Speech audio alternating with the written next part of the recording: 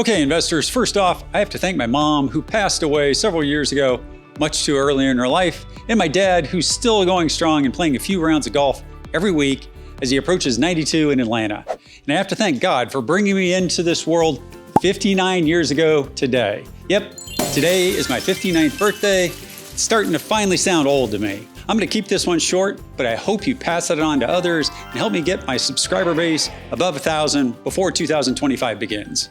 Investors, we're in a bull market for equities. We've been in a bull market for equities since 2011 secularly and cyclically since October 2022, as well as October 2023 pivot higher from around 4150 on the S&P 500. In mid to late fourth quarter of last year, against many calls for a generational top or calls to play defense below line in the sand 4160 by a practitioner of Elliott wave theory, I forecast the markets, as defined by the S&P 500, could get to an optimistic 5,800 into year-end 2024 and 6,000 into inauguration in January 2025. Yes, investors, that's a move up of 1,500 to 2,000 points over 15 months or so. Most people looked at me and laughed. And yes, I moved that forecast up to 6,000 year-end and 6,200 into the inaugural ball during the midsummer sell-off. So we're pretty much there on time and at those levels. And the question is, now what? Well, let's go back about 2 months ago. In pre-2024 presidential election, we shot a video where I postulated the S&P 500 could get to 7,000 by year-end 2025. It seems that a few Wall Street strategists also heard that call. And since the election, the likes of Tom Lee and a few others have moved their targets there. Now, investors, I don't know if we'll get there or not, but I do know how we could get there if we're going to. First off, frequent listeners know that over the last 6 years at Oak Harvest, I rarely, if ever, have discussed or said the market was overvalued when it was up. Why? Because valuation is a horrible market timing tool for calling market tops. It does work pretty well at finding bottoms in the markets, as we've discussed several times in other videos. I've seen many strategists and economists on TV and social media discussing how the markets were overvalued in their work. I need to point out that I can't find any of these people who've been right with their market calls in the last 2 to 3 years, so I'm not sure why would anyone listen to them now.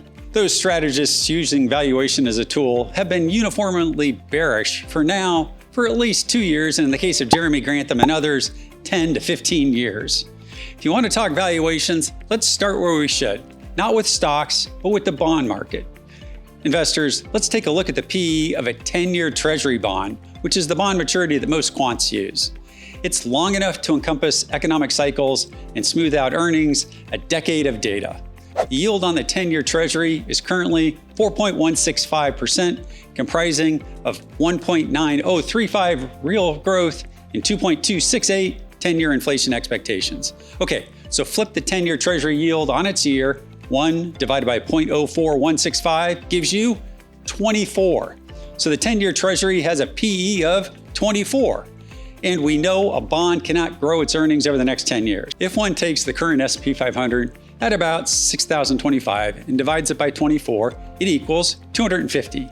This means that the fair value for the S&P 500 is about 6,025 at the current yield on 10-year Treasuries if you think the S&P 500 earns $250 a share. If you think the earnings per share number for 2025 is 275 due to lower tax rates, higher productivity, higher real growth, or lower regulation, then you can get the target of 6,600 in 2025 pretty easily, so long as the risk-free interest rate stays in this range. But hey, Chris, that's not 7,000 like you postulated. Remember, I haven't forecasted 7,000 for year-end 2025, but I said it's not out of the question. Right now, all the models I have point to 6,600 as the most likely 2025 top, up about 10% from here.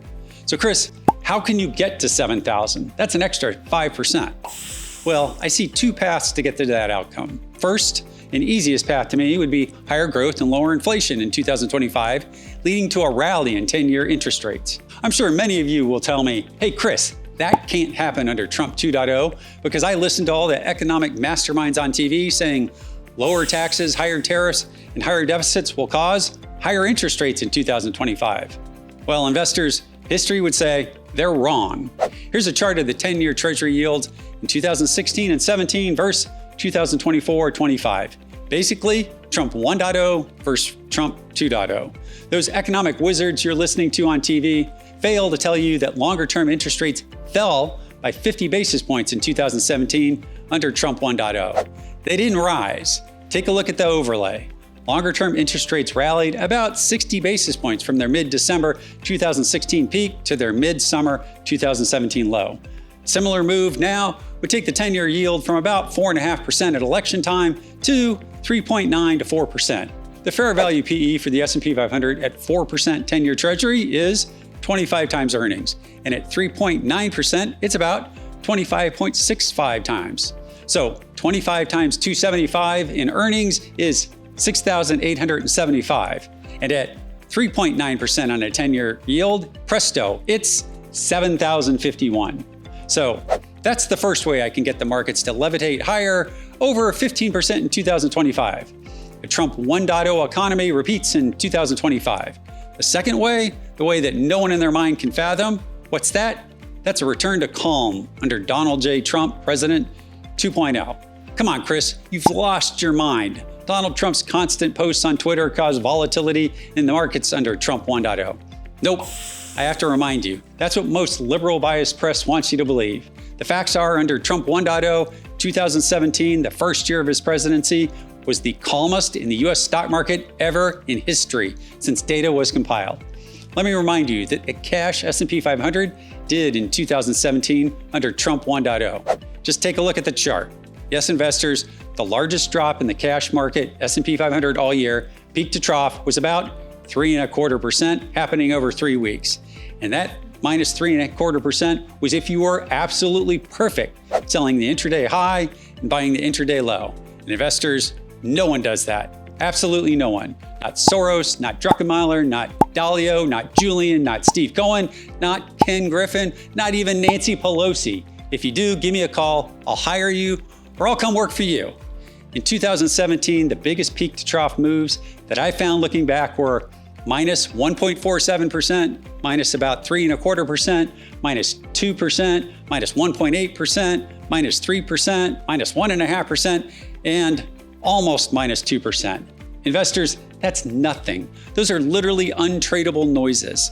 Spot implied volatility as measured by the VIX index usually troughs around 12.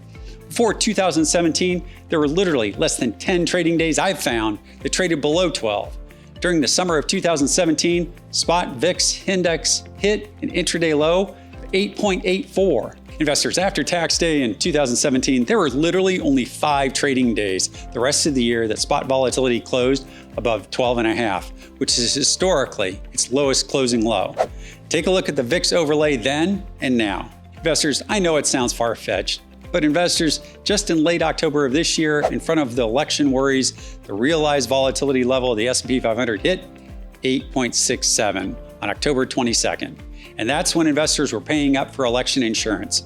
When implied volatility was close to 18 to 20, investors were overpaying by 200 to 225%. If spot implied volatility collapses to 8 to 9, like it did in 2017, a year I said up until 2 months ago would never be repeated, the S&P 500 gets to 7,000 in 2025. Full stop. It's the math in the insurance markets. I know I said it would never happen again in my lifetime, but if it's going to happen, 2025 will likely be the year. Why? Tax cuts or their extension, higher employee productivity, foolish employment, lower stable inflation, the Federal Reserve cutting interest rates, peace in the Middle East, maybe peace in Russia and Ukraine. China stimulates their local economy instead of worrying about Taiwan. No sellers or less insider selling of stocks due to low tax rates being extended out into 2026 and beyond. At the same time, 401ks are flush in buying stocks due to high employment. Investors, S&P 500 7,000 in late 2025, it's doable in the next 12 to 14 months. Simple answer is yes. Is it easy? No, of course not. Black swans can hit. The unforecastable can play out.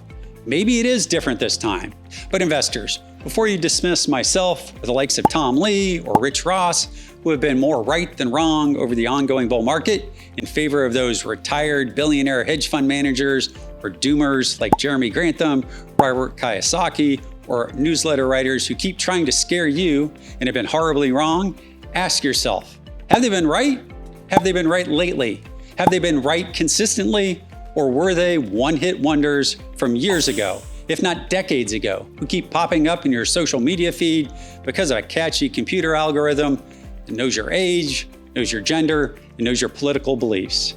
Investors, against nearing a decade-long doomer calls from Jeremy Grantham, Harry Dent, and others that come on CNBC almost monthly to scare viewers, we're in a bull market for equities in the US. Investors, until proven otherwise, trade or invest similarly to Trump 1.0 for at least the early stages of Trump 2.0. Why? Because it's the same people doing the same things, and therefore the outcomes tend to be very similar. A similar outcome to 2017 for 2025 would be the S&P 500 at 7,000. And investors, that'd be one hell of a 60th birthday present for me and for your portfolio a year from now on my 60th birthday in December of 2025. Time will tell on this one. For myself, from Eric behind the camera and the whole crew, have a great weekend.